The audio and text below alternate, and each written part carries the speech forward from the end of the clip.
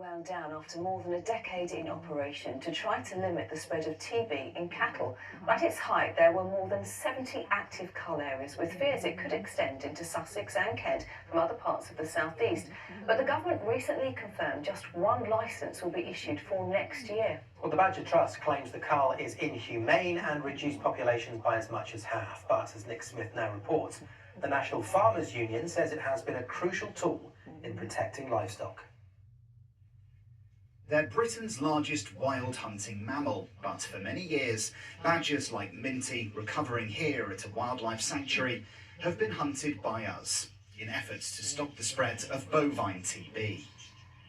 Since the government introduced the badger cull as a policy in 2013, 250,000 have been killed across our countryside. But in one recent Westminster debate, the government officially confirmed that the cull would be wound down and we would look to other methods of controlling bovine tuberculosis. We are investing in non-lethal interventions and cattle-focused measures. Non-lethal for badgers, that is, I have to say, including both cattle and badger vaccinations, to end the badger cull by the end of the Parliament. It's a move welcomed by the wildlife trusts after cull licences spread to much of the south in recent years. Culling was never a sensible policy in the first place. 94% of infections of cattle come from other cattle.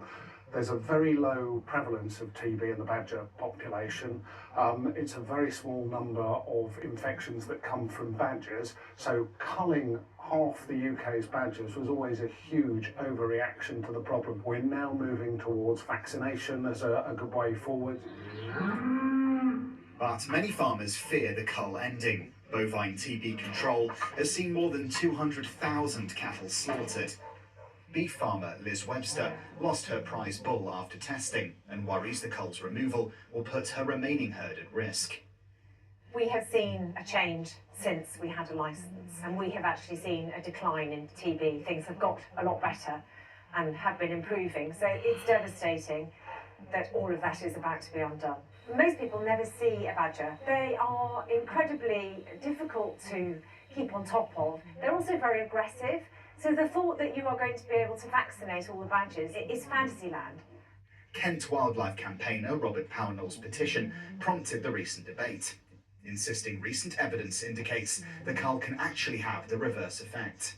Farmers should be concerned about the status quo continuing, not that the badger cull is going to stop.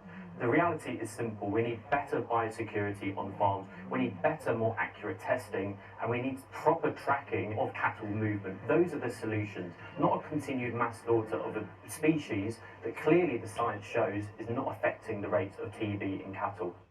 DEFRA's new bovine TB strategy shifts focus to protect rather than persecute badgers.